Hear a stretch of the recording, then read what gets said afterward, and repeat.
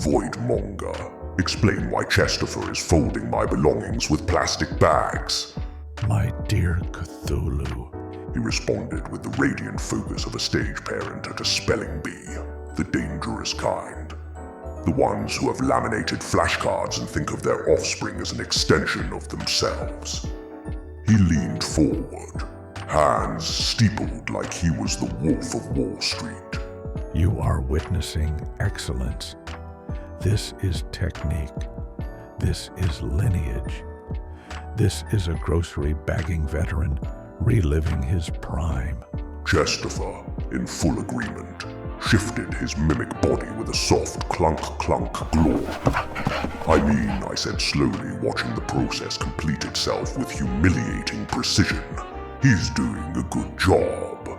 I've personally never folded anything this well, and that fact alone is deeply unsettling. Voidmonger nodded solemnly. Yes, that's because what you're witnessing predates origami.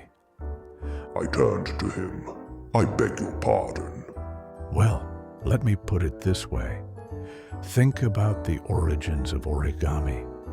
Voidmonger continued, warming up. It's true that origami was invented in Japan in order to keep monks busy while waiting for rice to cook. Before that, paper was simply loose, dangerous. People died. Chestopher tightened one crease. Voidmonger pointed at him triumphantly. But this isn't origami. Origami is about birds and frogs and hats you make when you're bored in school. This is pre-origami. This is the ancient knowledge of knowing where things go. I stared incredulously. Voidmonger, that sentence has injured me, Think of it this way, great noodle canoodle. he said patiently. Origami asks, what can paper become? Customer service asks, what must paper endure? Very different philosophies. Chestopher rotated the bag slightly. Voidmonger leaned in, voice dropping with reverence. He's not folding. He's aligning himself with the universal truth that glass fears gravity, handles are lies, and nothing heavy belongs on bread. This is why pyramids worked. That explains nothing, Exactly. Voidmonger said, pleased. That's how you know it's real. Chestopher appears to be a witless, drooling mimic, much like a smaller Azathoth. But in reality, he possesses a deep Buddha nature for customer service. Chestopher emitted a proud glorp. You know what? I said. You're full of shit and you know it. Voidmonger smiled like a creepy Mr. Rogers. Thank you. Origami originated in China, I continued, rubbing my temples. They literally invented paperwork, and the concept of a middle manager explaining why this is actually your fault. Japan refined it. They did not invent it. Voidmonger waved a hand. Details, same difference. Those are not details. That's an entire civilization. He took a chunk of void ichor from his face, sniffed it, and put it back. Yes, but Chestopher did not learn this from a civilization. He learned it from experience. I stared at the bag, then at him. What is he? Voidmonger? A reincarnated Bruce Lee? A retail bodhisattva? Neo from the Matrix, but instead of dodging bullets, he knows exactly how much weight a plastic handle can bear. That's classified information. Oh, you want to be cute? Well, guess what? You're classified information. No, you're classified information. No, you are. Well, Voidmonger responded in fake exasperation. you think you're too cool for school. Matter of fact, you don't even have a high school degree. I predate school, Voidmonger. Oh, every boomer god's excuse. He waved a hand dismissively. At least a dropout tried to get a degree. What's your excuse? Was there never any origami in your life? I invented writing. That's still not a diploma. Numbnuts. Voidmonger! Cthulhu. Voidmonger. Cthulhu. And then Chestopher emitted a concentrated, reverent glorp glorp again. A sound so spiritually confident it suggested he had once survived 4 consecutive Black Fridays without tripping a single loss prevention rune. Voidmonger clasped his hands together. Oh my goodness, that sound he just made? The glorp glorp. Do you understand now? You're looking at a reincarnated Walmart bagging finalist. Decorated, traumatized, legendary. Now, dear listener, you're probably wondering why all this is occurring and what we ended up doing about it, and how I precisely entertained yet another morning with Voidmonger. Naturally, this was not how I wanted my morning to ensue. It should have begun with tea and croissants. But alas, our tale began several hours earlier, when Madeline, our human resource specialist, entered my office with that elegant French aura that precedes administrative doom. Master Cthulhu, we have a problem. Madeline began. This was my first sign that the universe had once again opted for farce over functionality. The second sign was that our pet mimic and part-time HR intern, Chestopher, who had pilgrimaged atop my desk like a decorative gargoyle, began kneading another bag with the serene devotion of a monk polishing a relic. Chestopher let out a soft, reverent rustle. He is fixated on plastic bags, and not casually. He appears to be yearning. Like, for the mines? Madeline scoffed with the hint of a wry grin. Unfortunately, no. He doesn't even know about Minecraft yet. And we shouldn't show him either. He may get ideas about hoarding. I glanced down at a drooling Chestopher, observing him like a sick patient in a psych ward. Chestopher, are you truly imprinting on customer service bagging? In response, Chestopher curled up on the bag like a cat committing to a mortgage. That's actually the same question I had earlier today. She said, helping herself to one of my office chairs, which was suspiciously an arm's length of my mini fridge. I was curious. Also, I'd had a glass of wine. I reclined in my own chair as if this story grew a gluteus maximus and sat on my ribcage. You mean you had wine, and then cast a spell? Yes. She agreed easily. That's usually when I have my best ideas. It was a very small divination. I wasn't interrogating him. I just wanted to know why he was like this. My shoulders and tentacles shrugged. Fair enough. I still hold Sleep Nora's special brownies. She glanced toward the door, then back at me. Emergency use only, I presume. Strictly. She rifled conspicuously through her pocket and fished out a small bottle of wine. Then we are agreed. Chestopher offered a delighted glorp glorp of bag sound. I receded even further into my chair, which coincidentally felt like being lowered into the ground inside a coffin that had opinions about my life choices. I opened my mouth to ask a follow-up question.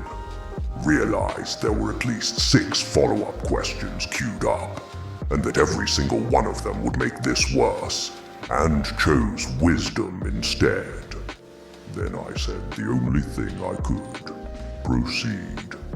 Because truly, why wouldn't my necrotically resurrected HR intern, formerly Voidmonger's emotional support pet, be spiritually anchored to retail shift work? Madeline tapped her clipboard. His soul retains an unresolved vocational attachment. He finds comfort in the crinkling.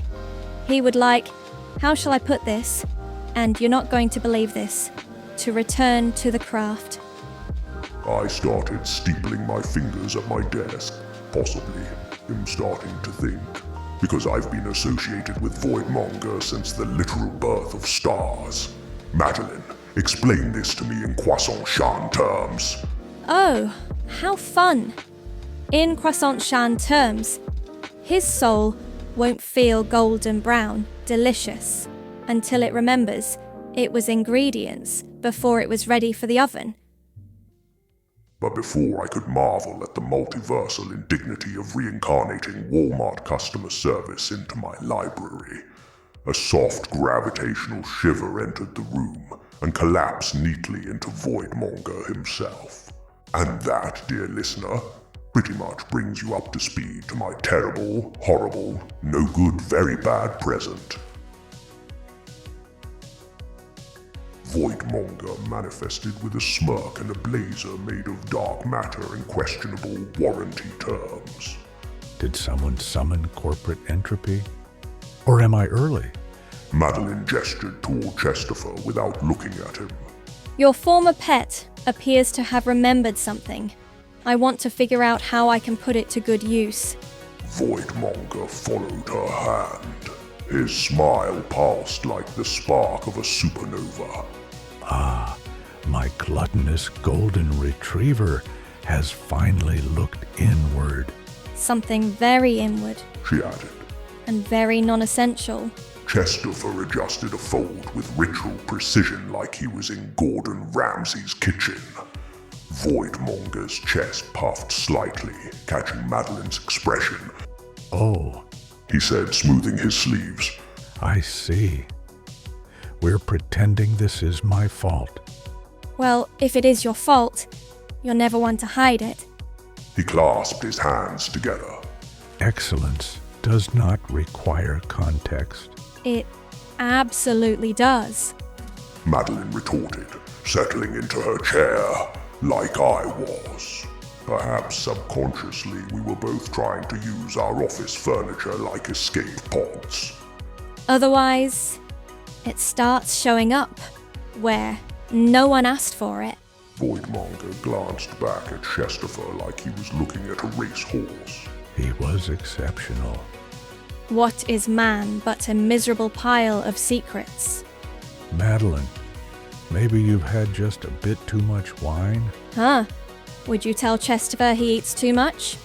You also allegedly drink from gas station pumps for fun. Voidmonger glanced at Chestopher's gaping mimic mouth, halting in sudden stillness, noticing a fly, and trying to attract it like a Venus fly trap. Well, anyway, Voidmonger continued with wavering brightness. the boy wants his old job back. Walmart bagging. Honestly, it's about time. Good for him. Honest work. Competitive. Ruthless. And yes, Madeline, it is honorable. I taught him everything he knows. Madeline took a sip of wine. That explains nothing. I interjected, carefully. I keep saying this to him. He never listens. Voidmonger nodded sagely. Guys, let's focus on what really matters here. Chestopher realizing who he was, the technique, philosophy, stance. He bagged with honor, style, flair, and won Employee of the Month for 10 years in a row. Hey, I can't get your mini fridge open. Madeline said to me unconcerned. Oh, the Necronomicon borrowed the key again. Excuse me, both of you. Rude. He won regionals, Voidmonger pressed on. placed in nationals, made it all the way to the Bag Olympics. I stared at him. There are Bag Olympics now. Before you knock it, recall the breakdancing of the 2024 Paris Olympics. Chestopher adjusted a fold for an audience of just himself. Anyway, and my boy didn't just lose nationals. Voidmonger said, softer now, but still proud. He was retired, removed from competition due to an injury. So, when you see him cradling a Walmart bag and glorping about weight distribution, you're not looking at a problem. Madeline glanced over the rim of her glass. You're looking at muscle memory. Exactly. Voidmonger said, pleased like he just won a Nobel Peace Prize. He's not a plastic addict. He's disciplined. I gazed over at Chestopher as if I was going to do an X-ray. Then back at Voidmonger. So, to summarize, you basically raised a mimic like a competitive appliance is what you're telling us. Voidmonger spread his hands. I prepared him for the world as it is. Madeline swallowed her wine. And the world did not ask. Anyway, the boy wants his old job back, huh? Walmart bagging. Honestly, it's about time. And good for him. Honest work, competitive, ruthless. And yes, Madeline, it is honorable. I taught him everything he knows. I turned to Madeline. You know what? I cannot. I'm not doing this. How much PTO do I? You're out in every timeline, and so am I. I suppose that elephant tranquilizer darts were out of the question, too. Voidmonger, this is not sustainable. Chestopher is our HR intern. He cannot abandon his duties to pursue plastic bag reincarnation fantasies. Voidmonger spread his geometrically impossible hands. Hey, who am I to stand between a soul and its destiny? The bag chooses the bagger. If that is how destiny works, I understand your resume much better now. Voidmonger winked at her. Chestopher rustled in agreement with himself. I cleared my throat, summoning the weary authority of an eldritch librarian who had dealt with divine nonsense for far too long. I pulled up the administration task schedule planner. All right, I have a solution to this mess. CIF, the Central Issue Facility. Madeline nodded in agreement drowsily.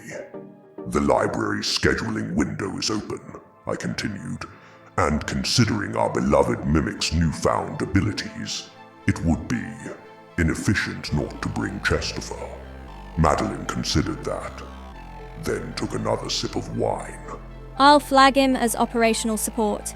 Then we can head over there today, depending how fast Chestopher works. Voidmonger frowned. I'm sorry, what's CIF? It's a place. Dante's Inferno was actually inspired by it. Anyway, I'll brief you before we go. Chestopher emitted a pleased glorp.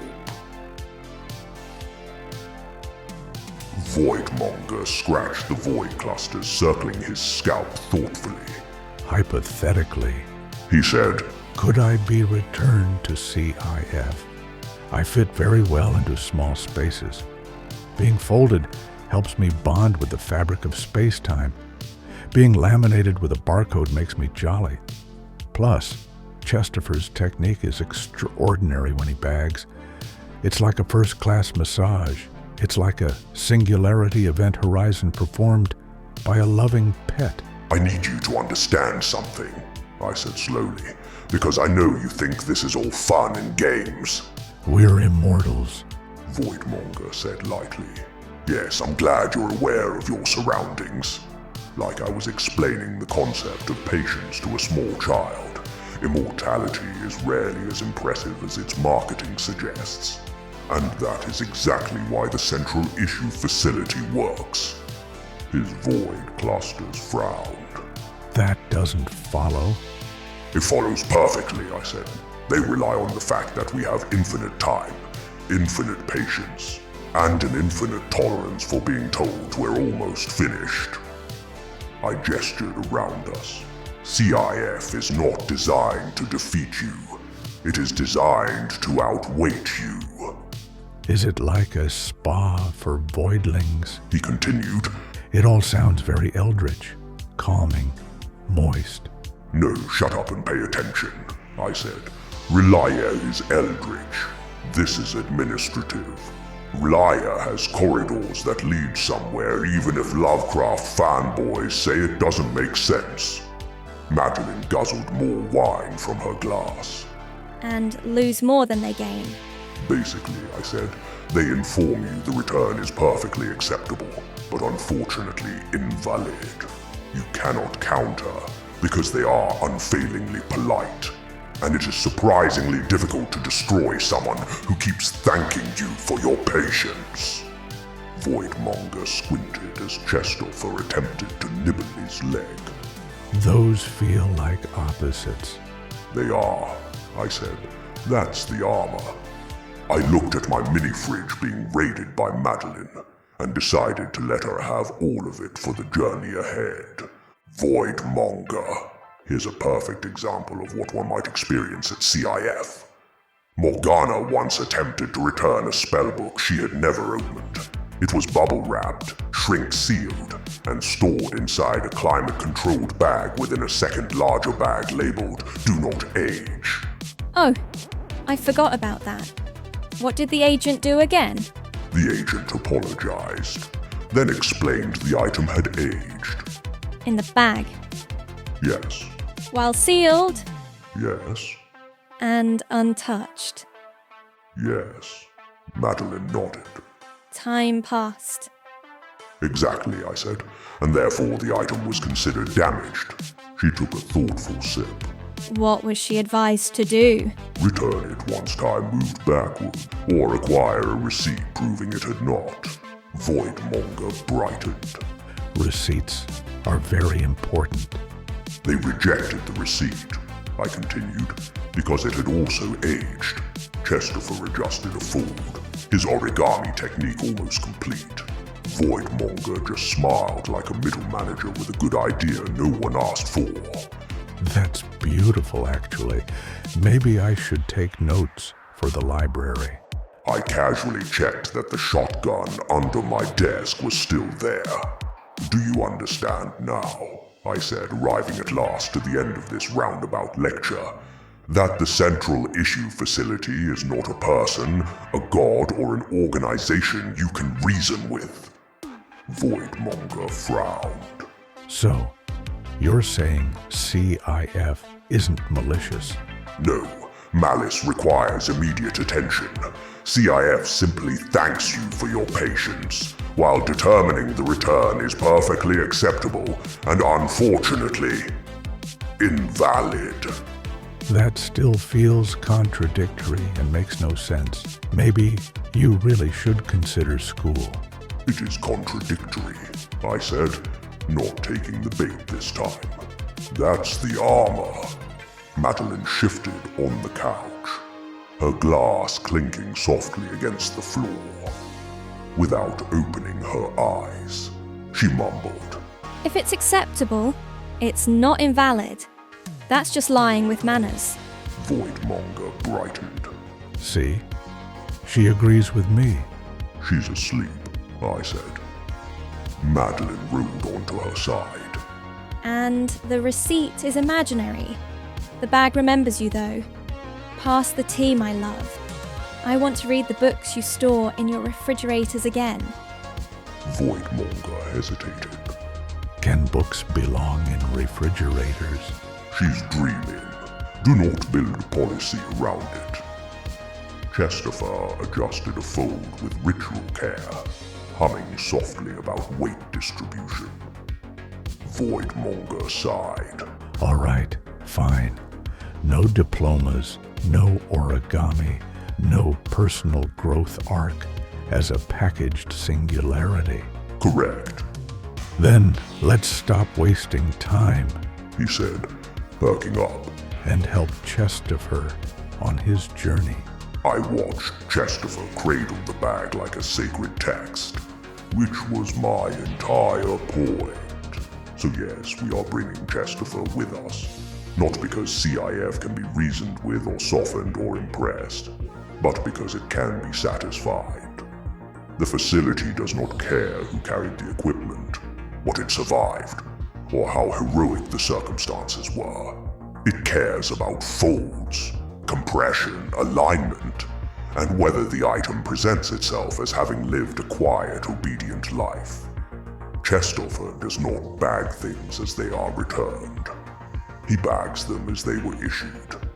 He restores the container's posture, its original angles, its intended load-bearing dignity. If there is a non-zero chance that CIF will look at our gear and hesitate, just long enough to say acceptable, without adding unfortunately, it will be because a mimic with the soul of a customer service monk convinced the process that nothing interesting ever happened to us at all. Arriving actually did feel like an enlistment, except my battle buddies were human resources, a drooling chest, and a bag of croissants I had brought with me, because the line was going to be insufferably long, and morale would need reinforcement. I had learned, over the centuries, that people perform better when fed, and that croissants had a way of preventing mutiny before it could form coherent thoughts. Oh, and yes, Voidmonger was here too, and we were already in line. Not metaphorically, not awaiting judgment in the abstract. No, physically in line, standing beneath flickering fluorescent lights that hummed with the precise frequency of institutional disappointment. The kind of hum that says, please have your documentation ready, even when no one has told you what the documentation is. Ahead of us, the queue zigzagged through velvet ropes like a theme park ride, designed by someone who hated joy, but respected efficiency. Every few minutes, the line lurched forward by what felt like an entire Kali Yuga. A brass placard hovered above the intake desk, glowing faintly, its letters rearranging themselves every few seconds as if embarrassed by their own honesty. Ticket number. We don't know. Probably after Grand Theft Auto 6 is released or World Peace is recognized. Behind us, Voidmonger had assumed a crouch that suggested both tactical readiness and a complete misunderstanding of the situation. All right. He said, voice pitched with obscene confidence. This is where you stop thinking and start remembering. Chestopher turned slightly, panels adjusting. Attaboy. Voidmonger continued, stepping closer and offering his own arm with theatrical generosity.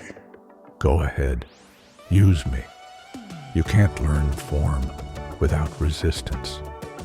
I did not look away this time.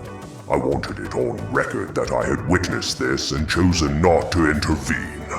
Chestopher closed his jaws around Voidmonger's forearm. Yes, there it is. Firm bite. No hesitation. Confidence comes from commitment. Don't nibble. This isn't uncertainty hour. That is your spine, I noted. Spines are just suggestions, and mine regenerates. But even if it couldn't, I'd gladly give mine so that Chestopher can remember the bagging Olympics once more. Voidmonger replied, with all the dignity of a mimic tongue sampling his face. That's right, Chestopher. Wrap my arms like origami. Wrap them like Tootsie Rolls. Beautiful. Now, double wrist flourish. That's it. That's how you tell the bag who's in charge. His blazer creaked. Somewhere inside him, gravity renegotiated its contract. Meanwhile, Madeline stood beside me, though her posture had begun to soften at the margins. Wine had not dulled her mind so much as loosened the bolts that kept it perpetually upright. Her attention wandered. Her eyes grew heavier as if the fluorescent lights had finally worn her down through attrition. Her voice began drifting into dreamland. "This is taking too long," she said, stating the obvious in the most revealing way a child might, when sleep deprived. It wasn't a very Madeline thing to say because she was always patient. Yes, I replied, that is the design. This was the daughter who never missed deadlines. The one who enforced standards so high they became weather. The one who rarely asked for anything and never leaned unless there was a reason. She leaned now. Her head settled against my arm with an ease that surprised both of us. She adjusted once, minutely, like someone finding a familiar chair in the dark. It's time to go home now, Papa. No one heard it but me, naturally. The word did not arrive dramatically. It arrived correctly, the way a final checkmark does when the work is actually finished. I felt a brief, unwelcome tightness in my chest. The kind that comes from realizing someone who spends her life holding everything together had, for once, decided she did not need to. She exhaled and went to sleep mid-trust. The line advanced. Reality, punctual as ever. I shifted my grip, bent slightly, and set her down atop the nearest pallet of returned inventory. Expired MRE crates, 2 industrial Waffle House mixers, and a box that hummed faintly under a label reading "Out of Cycle."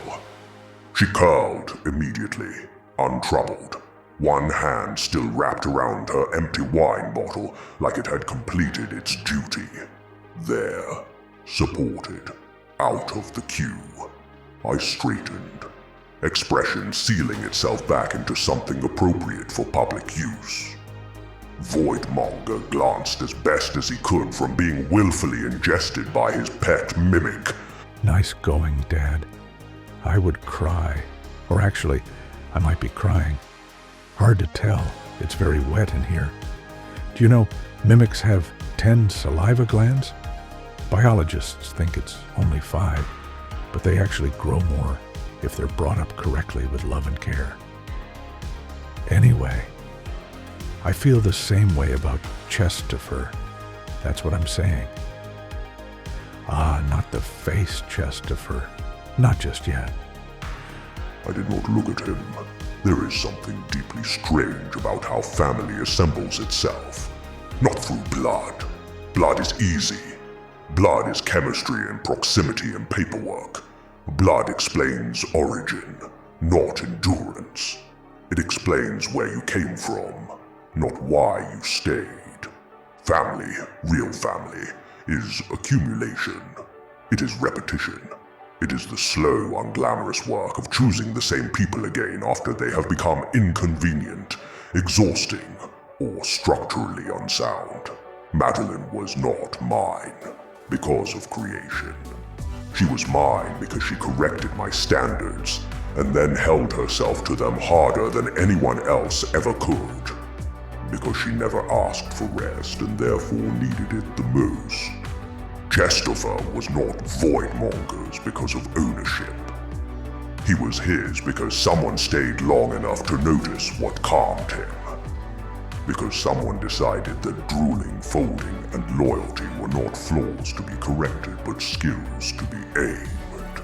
And Voidmonger, who was currently being compressed into something vaguely orthopedic, was family not because I liked him, but because I tolerated him.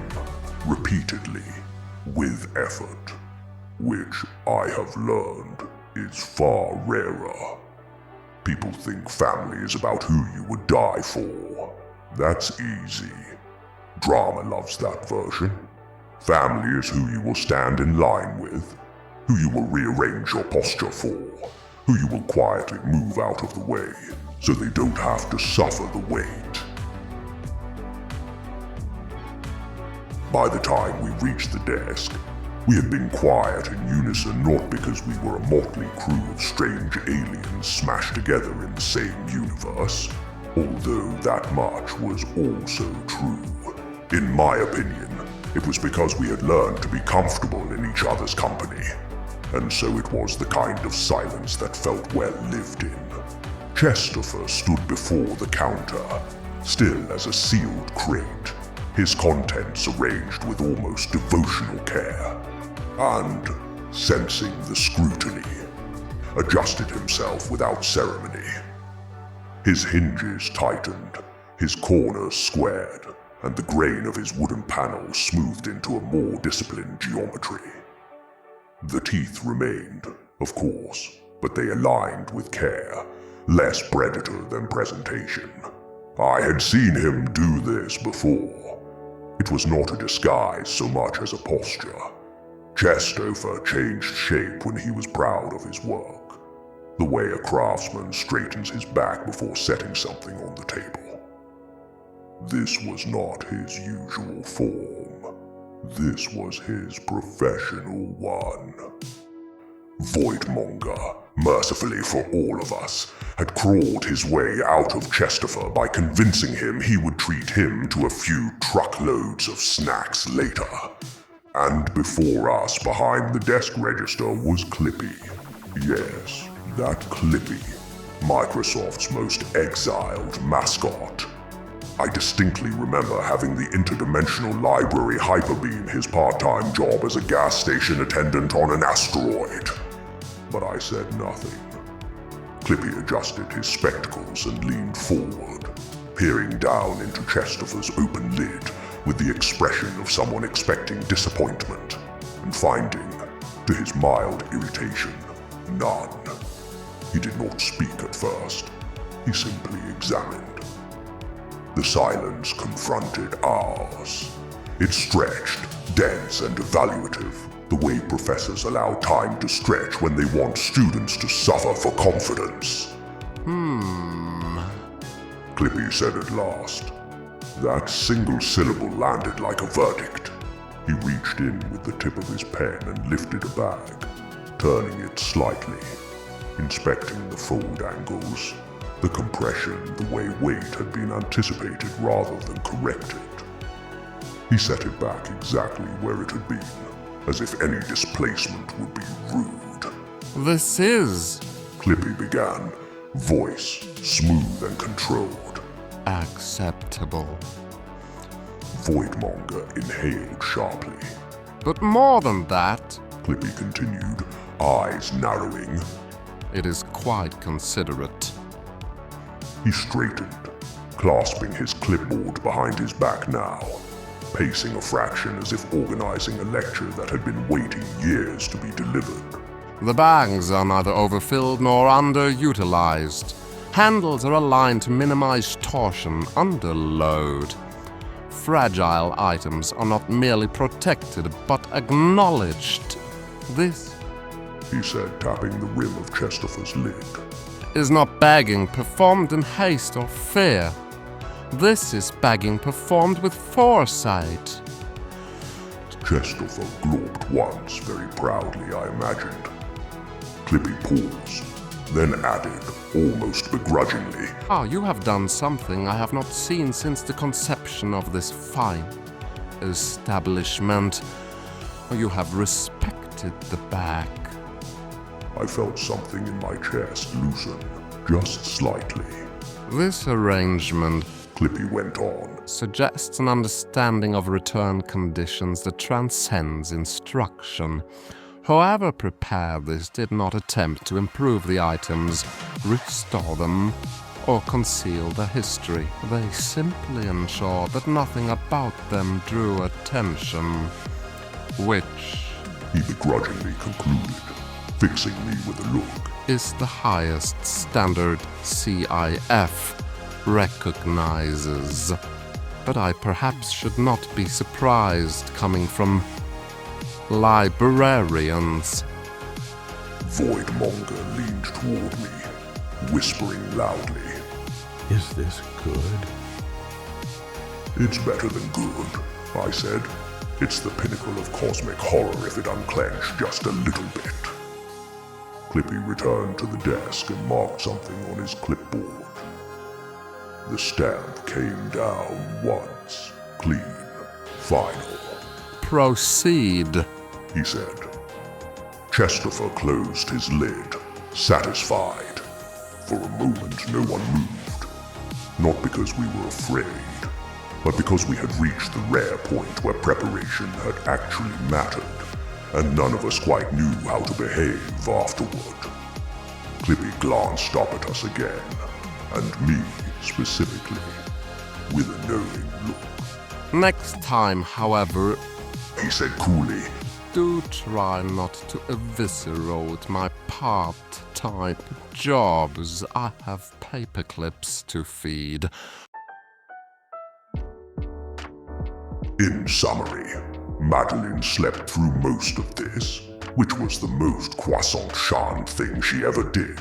She had arranged herself into a nest of duffel bags and outdated waffle mixers, one arm hooked around my sleeve as if to make certain I did not wander off without her. She lectured the air about blue waffles and shipping conspiracies, then went still again. When I covered her with a return blanket labeled seasonal, she adjusted it herself without waking, tugging it into place with the care of someone who trusted where she was. I let her sleep. Voidmonger, buoyed by the success of folding as a philosophy, attempted to apply the lesson inward. He spoke at length about vulnerability and compression, and then, noticeably quieter, asked whether Chestopher might inspect his form for flaws. Chestopher obliged. After several minutes of professional silence, Voidmonger accepted being boxed, labeled fragile, contains ego, and shipped to Olympus. I later heard Zeus and Voidmonger had become fast friends. Zeus would then elect to replace Hades for Voidmonger. Naturally, Hades did not like this. Chestopher remained at the counter long after Clippy had moved on, adjusting the last fold by a margin so small it bordered on superstition. When he was finished, he did not glop for praise or look to any of us for approval. He simply closed his lid, squared his corners, and returned to his usual posture, the professional geometry softening back into something more familiar. The work was done. The system had acknowledged it. That seemed to be enough. Later, when we left, he followed without hesitation, carrying nothing at all, which I took as his way of understanding that competence is not something you hold on to. It is something you bring with you when it is needed. As for me, I attempted to take what I believed was a modest and deeply illegal PTO day. Yog-Sothoth appeared, reviewed the CIF report, and approved it on the grounds that the process had been followed exactly. He reminded me that this did not establish precedent, and that he was watching. I acknowledged this and took the day anyway, confident that for once, everything truly was in order. And that, dear listener, is how the central issue facility was overcome. Not by force or persuasion, but by patience, muscle memory, and a mimic who remembered that pride does not need to announce itself. It only needs to be folded correctly